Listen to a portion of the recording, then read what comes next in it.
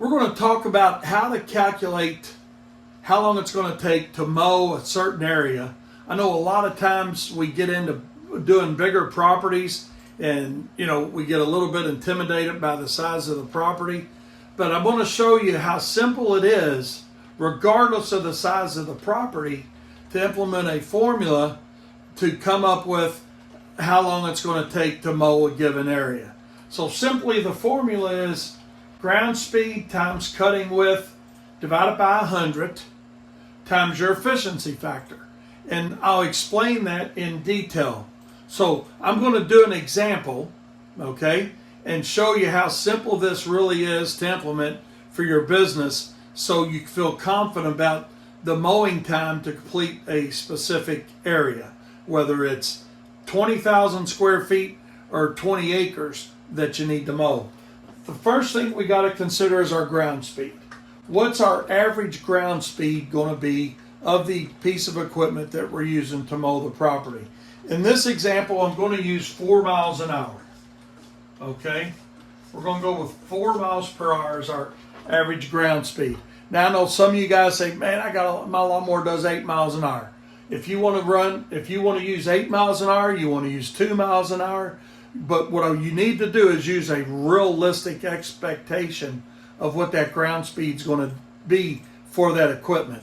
And what you'll determine as you use this more and more to get more accurate is you'll come to find what that sweet spot is for you. I know for us, we're about 4.5 miles an hour, okay, based on the properties we're mowing, the contour of the ground, and I'll show you how to adjust for all that as we go through this.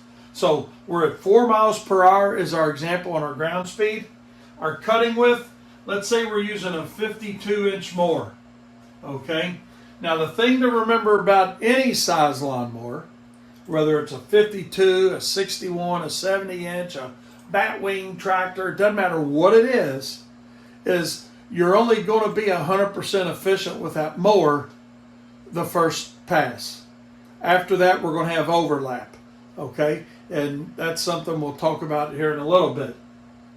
So if you look at the formula here, we take ground speed times the cutting width, okay, and divide that by 100. So if you take 4 times 52 and divide it by 100, your answer there is going to be 2.08 acres per hour for that lawnmower. Now that's at 100% efficient. And I know, as good as you think you are, you're not operating at 100% efficiency. So what we use as a standard starting point with our bidding process is an efficiency factor of 80%. Okay? So 80% of that 2.08 acres works out to like 1.66 acres per hour. All right? So now, what I've got there is a decent opportunity to come up with the right amount of mowing time based on an 80% efficiency factor. Now, that efficiency factor adjusts accordingly for landscape beds, hills, contour. What's slowing you down is what you want to ask yourself on that piece of property. In other words, if you measure a complete rectangle that's wide open field, no obstructions, okay, maybe you're at 90% efficiency on mowing that area. But on the other hand, if you're mowing, say, an HOA and you've got some slope and contour and landscaping to go around, you may have an efficiency factor at 70% or 65%. We've bid a lot of jobs that we look at are at 50% efficient based on the ditches and things that are going to slow you down. So you're going to need to adjust your efficiency factor to come up with the most accurate number possible. And the way you get better and better at that is by doing it and changing this efficiency factor in. So what I recommend you do is this, okay, is start with your existing customers. Because what do we know about our existing customers? We know how long they take, right? We're really good with our existing customers. So if you've got the square footage of your existing customers, take your square footage, okay, and adjust your efficiency factor to get you to the time that you know it takes to mow that particular piece of property. So then you know that, hey, property similar to this, I'm going to use a 70% efficiency factor or a 50% efficiency factor.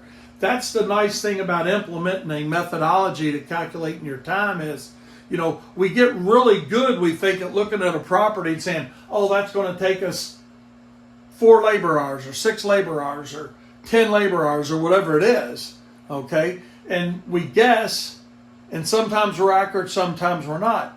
If you want to dial in your bidding process and get more accurate on your estimates, certainly implement this methodology, but know that I would suggest that you always start about 80% as an efficiency factor on calculating mowing time, because we got to think about drive time, load time, unload time, and unusual obstructions that are going to slow you down. And part of that bidding process gets into what's your average distance between jobs to get down to your efficiency factor as well.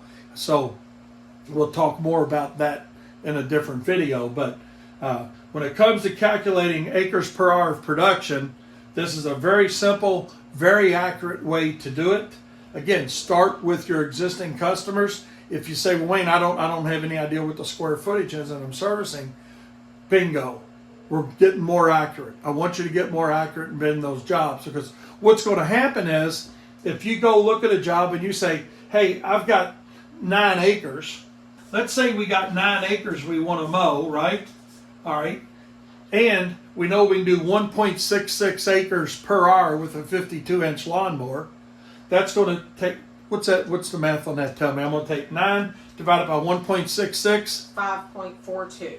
So it's going to take me 5.42 hours of mowing time on that job. So that's the accuracy that you're going to generate for yourself. And then you just then add your trimming time, okay, and your blowing time for just a specific mow, trim, and blow job, okay? Trimming is going to be based on linear feet. And so if you're doing, again, a larger area, we're going to measure the linear feet of trimming that we got. If you've got our estimating guide, and I know a lot of you guys do watching this, this is within our estimating guide to walk you through this whole process. But there's certain percentages for, if I know I've got an 80% efficiency factor on that property, I know that, hey, I'm going to have about 40% of that's going to be trimming time. Because I know as this number goes lower, as my efficiency factor on mowing goes lower, my trimming time is generally going to increase because of landscape beds, contour ditches, curbs, things that are slowing me down, which mean more weed eating time potentially. So you come up with your trimming time, your blowing time, and let's just say in this scenario, okay, we take a 30% of, what's 30% of 5 hours and 40 minutes, Katie, just for the fun of it here real quick. 30% of that number is 1.63. 1.63 hours of trim time, and then on our blowing time, 1.08. 1.08 time on blowing time. So now you just simply add your numbers together. 8 and 2, we got 3. 1 is 11. And bring your over here, we got 6, 7, 8. So that job is 8.13 hours. So you may round that job up to 8.25 or 8.5. You'll figure out what works best for you. But what we do know is here, we've got a really good methodology that says, hey, this job's going to take me 8.13 labor hours to complete. So now if you understand why you charge what you charge, and you know that, hey, I need $115 an hour, let's say. Katie, would you do the math for me on that? Take 115 times 8.13. So 115 times 8.13, what's that? 934.95. 934.95. So guess what I have now? I've got a really good, accurate number that I can submit on my proposal for the mowing, trimming, and blowing time on that particular job. Take the time, it's very simple. Crown speed times cutting width, divided by 100 times your efficiency factor. Your efficiency factor here is the most important adjustment you'll make based on the level of difficulty of the job. But once you understand this and you start implementing this, you're going to see that your bids get a lot more accurate. And I know a lot of you guys are using different size mowers on different projects, right?